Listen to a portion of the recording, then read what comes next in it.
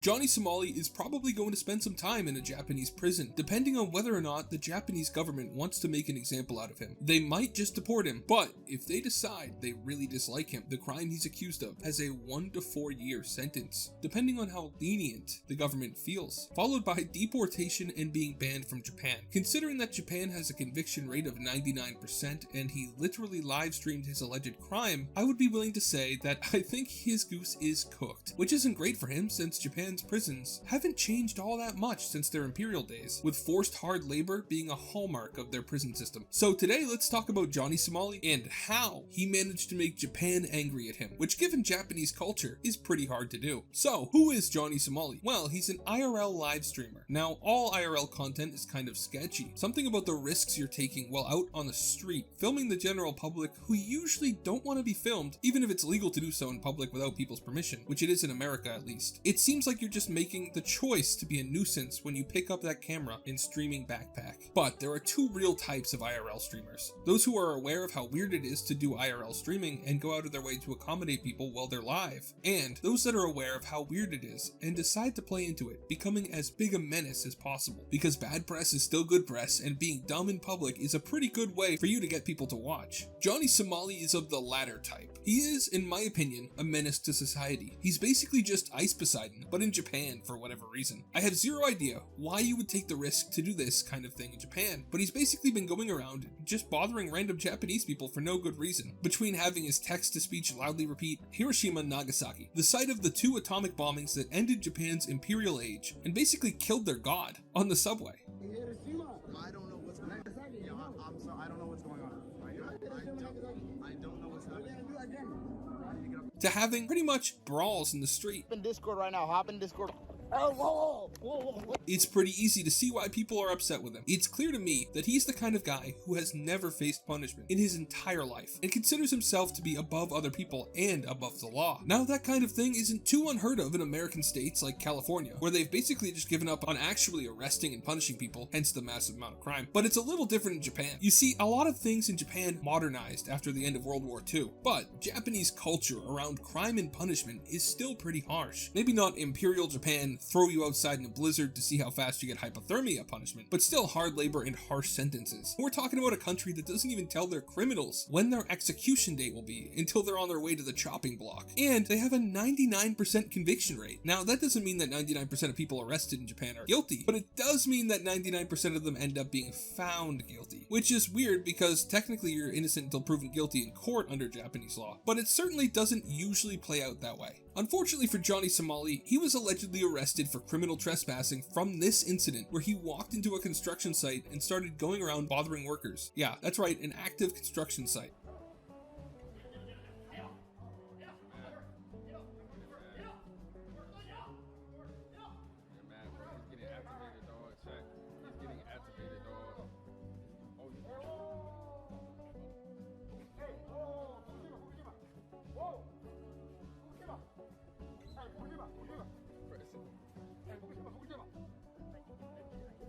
So I'm really not sure why anyone would ever live stream themselves committing crimes, but Johnny did, I guess. If I had to guess, that's not going to be as funny when it gets played in front of a Japanese judge. Right now, the best that Johnny can hope for is that they just deport him. In Japan, they can hold criminals for up to like 28 days before actually charging them, locked up in a tiny cell in a police station the whole time, being interrogated every day, sometimes without a lawyer present. Usually, this is like an intimidation tactic to get someone to confess to the crime, since if it's minor, people will just confess and pay a fine or whatever to get out without spending a month of their lives in a tiny cell. But I'm not so sure they really need him to confess, since he just kind of freely put the evidence they need up on the internet for anyone to see. So he might get lucky and basically get let go after 28 days and told to leave the country. But given how vindictive the Japanese legal system is, and just how awful Johnny Somali is, let alone the notoriety that Johnny Somali has started to get internally on Japanese news, to the point that they're considering outlawing IRL streaming entirely, I think it's more likely they're just going to let him cook in there, then charge him with whatever they they can. Probably more than just trespassing at the end though, since I think a lot of what he did on livestream in Japan was probably breaking some Japanese laws. Basically, he's screwed. The punishment for just the trespassing, if he gets convicted, is a fine and 1 to 4 years in prison. Since he's a foreigner, that would be followed by deportation and at least a few years banned from Japan. Pretty much, he's screwed. I said it before when I was talking about Ice Poseidon getting arrested in Thailand, but it just feels like streamers go to these rather conservative countries and assume that the law is the same as it is in the most lenient states of America. Basically, if there was a moral of this story, it should be, just don't be a terrible human being in a foreign country, and maybe try to respect their laws just a little bit, because if you don't, you'll find out that the American legal system, flawed as it may be, is leagues better and fairer than the legal systems in most of the world. So tell me, do you think that Johnny Somali is going to go to prison, or be kicked out but not face charges? I'd like to hear your reasoning in the comments below. Thank you so much for watching all the way till the end. Have a great day, and God bless you. So, the Unity CEO has resigned following the massive backlash against the pricing changes that Unity tried to put in place, but eventually had to backtrack on. That's right, this is the first high-profile resignation at Unity, and honestly, in my opinion, a seriously deserved one. But the question is, does this signal a change within Unity? Should people consider trusting them again? We're going to talk about all that today. First, what happened? Basically, Unity, which is a game engine that is used by a lot of indie devs as well as some major studios to create their games. It's one of the easiest game engines to learn to use for development, mainly owing to its large user base that has over the years created guides for pretty much anything you need to learn to do. So what would you do if you were in charge of a company that owes the majority of its success to its users? Users who have a plethora of other options. Well, unless you answered, try to take them for all the money we can, you probably don't work at Unity. They tried to update their pricing structure to charge developers on a per installed basis, and even tried to claim that they would enforce this for all games previously made with Unity, which understandably made a lot of people very mad. This is a brief summary, but if you want the full juicy details, check out my original video on this from a couple weeks ago. The fact is that the community response to Unity's pricing changes was basically to say, yeah, no, we aren't going to use you if you're going to treat us like trash, as well as the almost immediate and complete destruction of any good reputation that Unity had. They'd got too greedy and upset everyone, so they rolled back the pricing changes and proposed a much more reasonable solution. Unfortunately for Unity, they should have proposed the reasonable solution first, as now, not only did Unity suffer the reputational damage, but they've also lost the trust of their users. Who would use a platform that has already decided to and tried to screw over your business unilaterally with no input or negotiations from you? The answer is no one. So it was kind of clear that there was going to have to be something more done to try to earn back people's trust. One way to attempt that was to separate the current executive team from the company, since not only are they now very disliked by the community, but they also got Unity into this mess to begin with. One person in particular got the real ire of the community, mainly because of the absolutely unhinged greed that he's demonstrated in his past comments. The CEO, John Risitiello. You see, obviously people are going to blame the CEO for this kind of massive mistake, even if something like this couldn't get through without a lot of executives agreeing it was a good idea. The community quickly unearthed some of John's less savory comments, such as when he said that studios and devs that don't consider monetization of their games during the creative process were effing idiots, which he has since apologized for. And perhaps more infamously, when he was CEO of EA, he suggested that they should start implementing microtransactions into games at times where the player won't want to have to stop playing. For instance, he specifically said, when you are 6 hours into playing Battlefield and you run out of ammo in your clip, and we ask you for $1 to reload, you're really not that price sensitive at that point in time. Both of those statements really came to bite John, because honestly, to me, and I think a lot of people, that is just the most out of touch stuff I've ever heard anyone say. Imagine being the CEO of any video game company and misunderstanding what people want to focus on in games that badly. People like John have been the source of so much of the degradation of the gaming industry as a whole, and I think it's honestly a good thing that he resigned. That's right, John Risitiello has resigned as Unity's CEO in a move that might win back some people who were switching, I guess. It's certainly easy to see, in my opinion, that any company would be better off without someone who can barely mask their greed as the head honcho, but realistically, I don't think it really changes that much at Unity from a developer's point of view. I mean, sure, John probably had to sign off on those pricing changes everyone was mad about, but I think to some extent the entire upper management is to blame for that massive blunder. He might be an easy scapegoat because of the public disdain for him, but at the end of the day, it takes a village to raise a child. child, and Unity's village is not doing a great job. So I would still be very concerned about the future of the company and whether or not they would try to use their position to unfairly change terms to their benefit in future. I think it's easy to say, man, they screwed up so bad. I'm sure they learned their lesson and won't do it again, but how often do people and companies fail to learn their lessons? A lot. So I personally won't touch Unity with a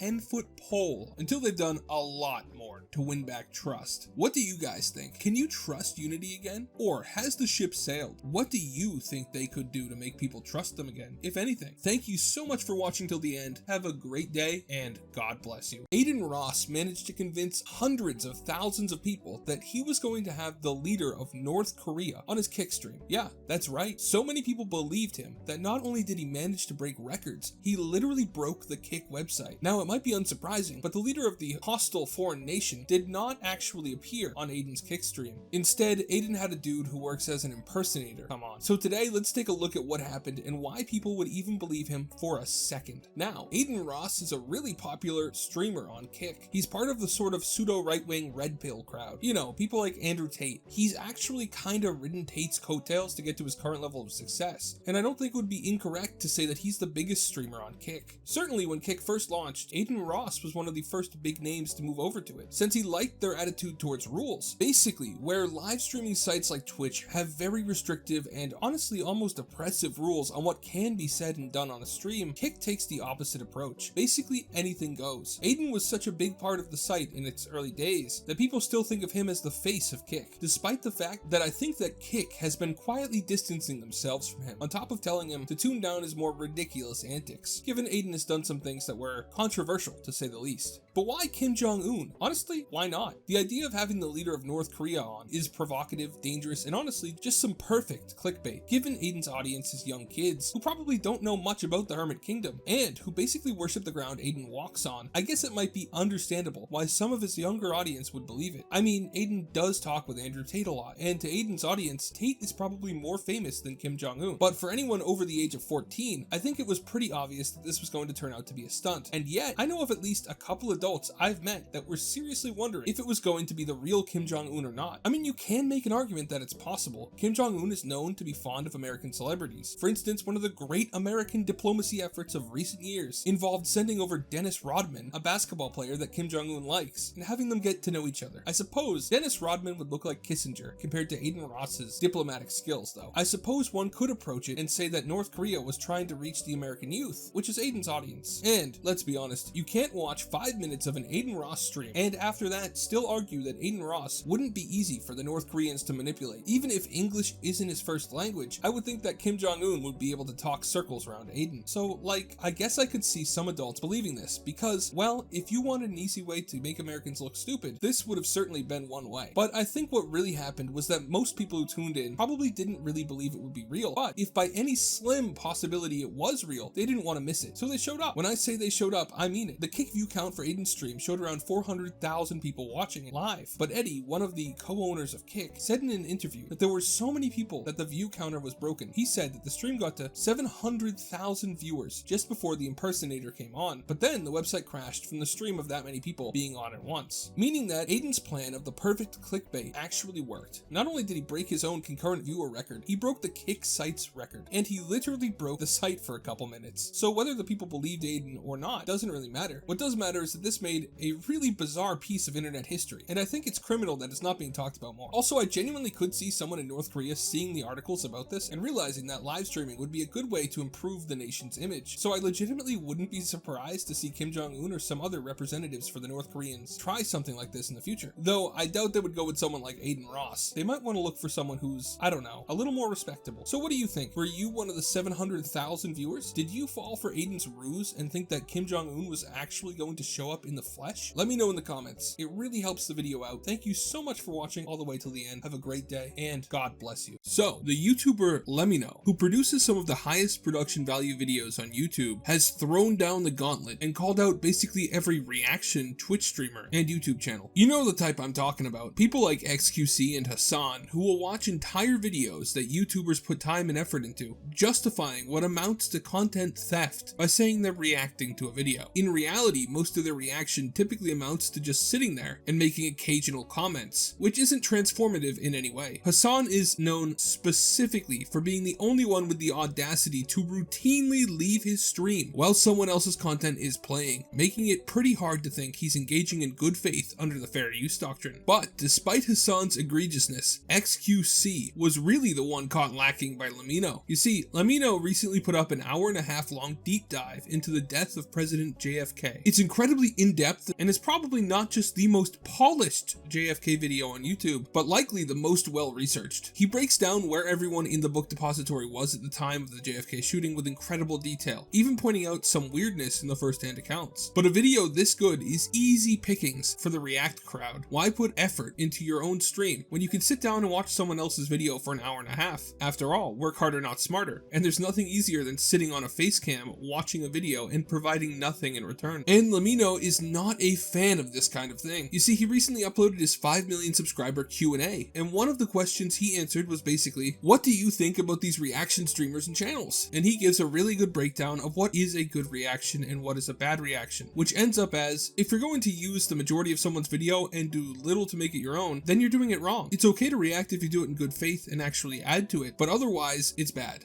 I don't mind people reacting to my videos, but I do mind when they play the entirety of my video. A face cam in the corner or the occasional interruption does nothing to address that issue. My video is still being played from beginning to end in someone else's stream or video. It's neither ethical nor necessary to feature the entirety of someone else's work, just to provide commentary on that work.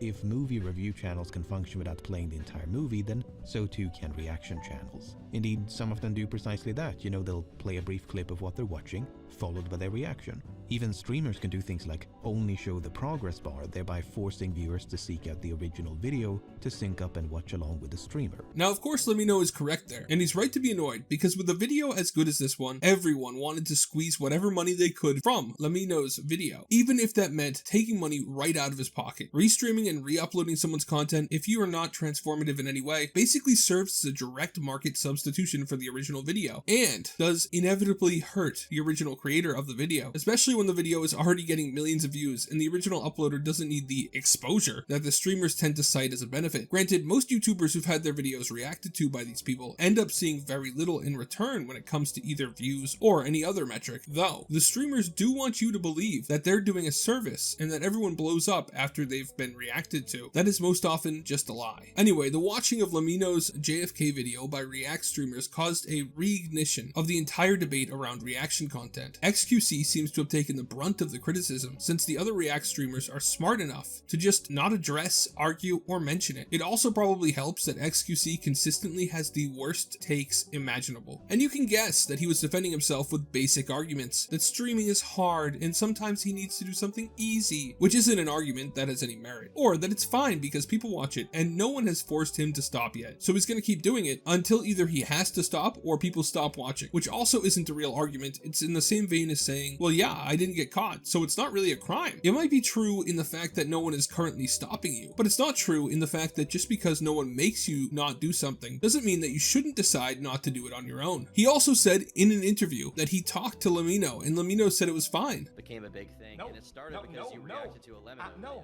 video.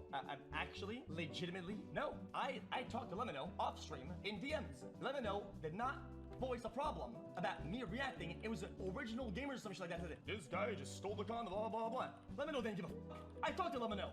So, are you LEMMiNO? So I understand. But LEMMiNO directly disputed this claim in his Q&A video. He said that not a single one of the big React channels has ever reached out to him before their streams. They could do the bare minimum and ask for permission, something that none of the major reaction channels have ever done when they've streamed or re-uploaded my videos. So basically, not only is XQC acting in bad faith, but he's also just a massive liar. I mean, there was no real reason to say that he's talked to LEMMiNO if he hadn't, except that it was an easy out in the argument, and that he didn't think that he would be called out for it. I'm curious how he would react when presented with LEMMiNO calling him out, but I doubt we will ever see that, because I think that XQC is trying to bury the entire conversation around React content being bad, so that he doesn't have to deal with any of the consequences or lose his easy cash cow. Basically, I don't think that XQC is a very good person. I don't think that that his version of reacting to a video is okay at all, and I question the legality of it. I think a lot of creators, probably most of them, certainly everyone I've talked to about it, feel the same way. Basically, these channels do this because they know that no one will ever seriously challenge them, at least from the YouTube sphere, because not only do they have massive angry fan bases that will attack you for saying anything mean about them. I'm sure one or two of them is in the comments section right now, but they also have so much money that they could legally bury anyone who decides to sue them. Basically, they're untouchable because of their wealth, which is incredibly ironic in the case of Hasan, but whatever. How do you feel about reaction content? Do you watch any of these streamers? Have you ever even thought about how the freebooting of their content affects the original uploader? Because I'd guess most people don't even really think about it at all. It's not a super obvious problem. But anyway, thank you so much for watching. Have a great day, and God bless you. So, basically YouTube and other social media is slowly causing the legacy media to go out of business, which obviously isn't the best for the reporters and management at the big media companies, and leads them to running stories that attack the content creators that are hurting their bottom line whenever possible. This time they went after MrBeast. An article was published in The Verge that went after MrBeast and his sponsor for one of his latest videos, $1 versus $100 million car. So let's talk about it and why this writer is just plain wrong. So why did The Verge publish an article about MrBeast and his sponsor, Samsung? Well, to be honest, I've read the thing a couple times, and it seems like the reason was that they don't want teens to buy anything but iPhones. I mean, the article is titled, Samsung's new ploy to get kids off iPhones is a MrBeast sponsorship. The author, Wes Davis, starts the article by pointing out that the majority of teenagers have iPhones, and that Samsung would rather have them buy Samsung phones, and to that end, they've sponsored one of MrBeast's videos. The legacy media has this thing where they always seem to need to call out creators by their real names, rather than just using the name they use online. But if you look closely here, you will see that the author misspelled Jimmy as Jimmy with IE, which is weird because I've never even heard of anyone spelling Jimmy that way. But okay, so far it seems like they're mostly attacking Samsung and not MrBeast, right? Well, for some reason the author just decides to go really hard into Jimmy in the following paragraphs, pointing out that MrBeast did the sponsor segment in a car while not wearing a seatbelt, failing to mention that the car he was driving at the time was a prototype car and thus does not yet have seatbelts, which is neither surprising or controversial, since that's kind of how prototype cars work. I wouldn't be too surprised if you told me that the car didn't have airbags in it yet either, which is why they were driving it incredibly slowly on a route that was clearly pre-planned, and they were surrounded by cars that were part of the production so that it was as safe as it could be. Then they go on to snarkily imply that Samsung is dumb for sponsoring MrBeast because their sponsorship has little chance of working to convince kids to switch from iPhones, which is both an opinion and an attack on MrBeast's business. But we will get to that in a second, because look at how they ended this article. Maybe that video thumbnail showing off Donaldson's pearly whites instead of his uvula will help. If you can explain to me how any casual reader of The Verge would read that sentence and not find it weird as heck, I would be very surprised. Of course, I know that it's because MrBeast changed up the way he's making faces in his thumbnails, but the average Joe off the street would never know that. The article genuinely gives off an AI writing vibe, but maybe that's just me thinking too hard. But anyway, it's clear to me from the last paragraph of this article that the purpose of this article wasn't really to critique Samsung, but rather to hurt MrBeast's business. The whole thing is just making fun of Samsung for spending money to advertise with MrBeast and mock them by telling them how futile the effort is. Now imagine you're a different company that's thinking about sponsoring a MrBeast video, and you do a Google search for the other sponsorships he's done. I would think that if a bunch of articles like this one popped up, it might make you rethink your relationship with MrBeast. After all, why would you want to engage in a sponsorship with a controversial YouTuber who doesn't wear a seatbelt and whose sponsorships are openly mocked by the press? Why would you take the risk? Well, that's just what these companies want you to ask yourself, since if you're sponsoring a YouTuber, you're using money that could have been spent on ads on their website to do so. So obviously, it's easy for me to see a conflict of interest here, and I wasn't the only one to spot it. A tech YouTuber named Austin Evans retweeted the article with the caption, "The tone of this article is so condescending. There's nothing wrong with Samsung sponsoring the most popular YouTuber in the world. I bet whatever they paid MrBeast is still a better return on investment than the Samsung ads on The Verge." And he's correct, of course. There's no way that the ROI on a MrBeast video isn't as good as the ROI on putting banner ads on a dying legacy media website. I mean, the average MrBeast video gets similar view numbers to the Super Bowl, and I think the Super Bowl ads are probably a lot more expensive. MrBeast saw Austin Evans' tweet and responded, "That video will probably get 400 million views. The cost per impression for Samsung is arguably the best in the world, LOL," which is obviously true to anyone with eyes, but in my opinion, there's no way that the author at The Verge didn't know that, if he's even slightly informed on YouTube culture, which he should be if he's writing articles about it. This is, of course, just another symptom of the death of legacy media. I don't know about The Verge specifically, but these kinds of sites are all having big financial issues, which has led to a lot of layoffs at similar companies in the past year or so. So it's a big problem for them if a company like Samsung is going to start endorsing the viability of sponsorships like this, which is why they'll attack it, even if the best thing they can come up with to attack it is that he wasn't wearing a seatbelt in a car without seatbelts. What do you think about this whole situation? Do you think it's okay for The Verge to go after people's sponsors? Do you think that the author should have at least learned how to spell the name Jimmy before writing an article attacking MrBeast? Let me know in the comments. Thank you so much for watching all the way till the end. Have a great day, and God bless you. Now, it's not really a secret that there's drama between SSNiperwolf and Jacksfilms. SSNiperwolf mostly makes incredibly lazy reaction content, where she basically just looks at other people's TikToks and says like one thing about the TikTok before moving on to the next one. Sometimes it seems like she even crops the TikToks to hide the creator's name. Basically, in my opinion, SSNiperwolf's videos are pretty much just blatant content theft. Jacksfilms seems to think so too, but he does take his disdain for her lazy content to an actually absurd degree. Honestly, I'm not even really sure what started it. It might have been that SSNiperwolf got mad at Jacksfilms when he did a parody of her videos. But what matters is that what started as simple internet drama has now crossed the line into the real world in a kind of scary way. You see, the other night, SSNiperwolf decided to not only dox Jacksfilms, but also to like stake out his house and post a video of it to her Instagram story. Honestly, not just dangerous, but creepy. So when I say that Jacksfilms takes his dislike for her and her content to a pretty insane degree for online drama, I mean it. Since she basically just takes other people's videos and re-uploads them with her face on the side and minimal interaction, Jack started to do that too as parody, sometimes just taking her video and superimposing his face onto it and reacting in the same way she does. He's also recently helped a lot of small content creators, mostly from TikTok, figure out the correct way to get their content, which was used without permission, removed from SSNiperwolf's videos. He's basically on a crusade against her, but instead of doing it in a mean way, he's using parody and comedy to point out how bad her content is, and that the fact that YouTube constantly talks her up is kinda a bad thing. But to be fair to SSNiperwolf, he has made like so many of these videos parodying her, even an entire channel called Jacksfilms, which has the username styled after SSNiperwolf's weird silent leading letter thing. That being said, Jacksfilms might have gone a bit far on his call out of her, but he never did anything that really crossed any lines, like for instance showing up at her house. But for some reason SSNiperwolf decided to take the online beef into the real world, which is a major line to cross. It would have been bad enough if she had just accidentally run into Jacksfilms somewhere and gotten mad at him or something, but no, she went even further than I think any sane person would go. She drove to his house. Not only that, but she posted a video of his house onto her public Instagram, which is psycho stuff to be honest.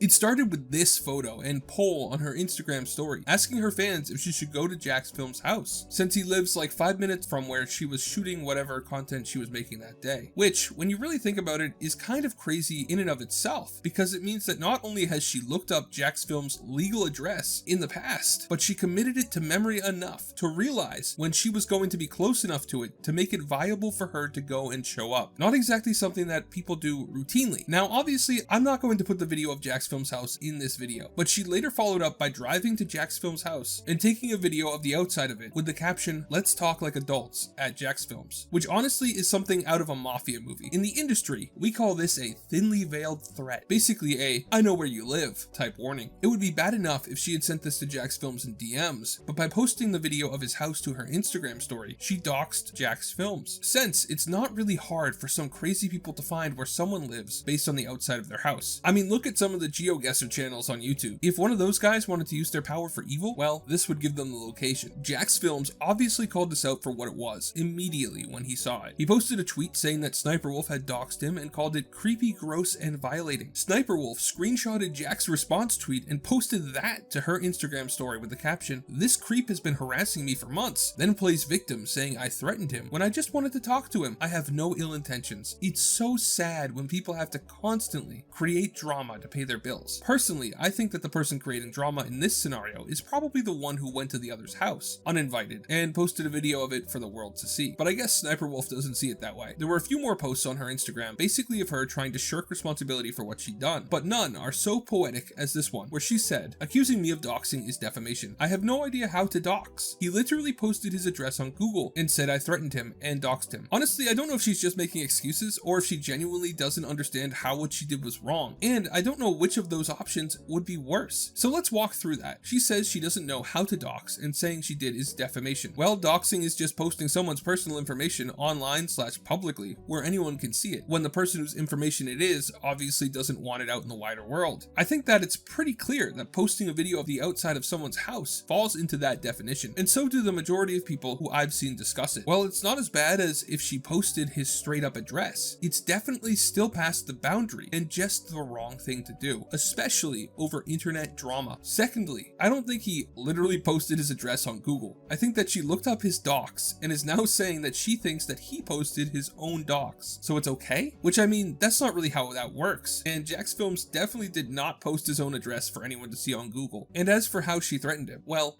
like I said earlier, it's the implied threat of, "I know where you live." So literally everything she said in that post was wrong, in my opinion. Now, Jacksfilms has been calling for SSSniperwolf to be deplatformed, or at the very least, demonetized by YouTube over this, which I can understand. The dude has to be livid. Now he has to worry about people just showing up at his house and doing God knows what. It's a dangerous scenario, but I'm not really going to take his side here. I don't think that she should be punished on YouTube for what she did. Maybe for her type of content, but not for this. Was what she did bad? Yes. It was literally the worst possible thing she could have done, and it may have quite literally put Jacksfilms in danger, but it didn't happen on YouTube. I don't subscribe to the idea that platforms should take action against people for the things they do off platform. We already have something to do that. It's called the government. We don't need the platforms to make themselves into an unelected government, enforcing their will onto people, enforcing creators, or just users in general, to do or not do certain things in their real lives as a condition for use of the platform. If Jacksfilms feels like he needs to do something about this, the correct course of action isn't to lobby YouTube for her removal. It's to hire a lawyer and see if she did anything he can take legal action over. That's how the world works. Now, doxing in and of itself isn't actually a crime in most places, despite popular belief. It varies by state. However, he could hire a lawyer and see if he can get a restraining order or some other action taken against her for harassment and what he clearly views as a veiled threat, let alone the actual threat of sharing where he lives with her fans. My point is that the real actual thing that should happen is that YouTube should stay out of this, because the second this left the internet and went into the real world, they ceased to be involved. It entered the big boy legal world now, and if he wants to do something about it, Jack shouldn't whine to YouTube for things they have no reason to care about. He should do America's favorite pastime and, you know, use the government, the courts, the police for what they exist for. I can't get over how many YouTubers seem to think that the platforms are the arbiters of justice, but in reality, we pay quite a bit of money every year to the real arbiters of justice, the government. It's literally all they exist for. So while I disagree and condemn what SSSniperwolf did in the strongest terms, I won't say that she should face any action on YouTube for it. Possibly Instagram, since she posted the video there, if posting that kind of information is against their rules. But really, Jack just needs to hire a lawyer and handle this the grown-up way. I can understand why he wouldn't want to, why he would want to destroy her career for this. But at the end of the day, that's not really fair either. What do you guys think? Should SSSniperwolf face consequences on YouTube? Or should YouTube leave real-life events for the government to deal with? I'd be interested to hear what you guys think, since I know this is a complicated and pretty heated topic for most people. But I think the moral of the story is that maybe we should all just let the internet drama stay on the internet. Thank you for watching, have a great day, and God bless you.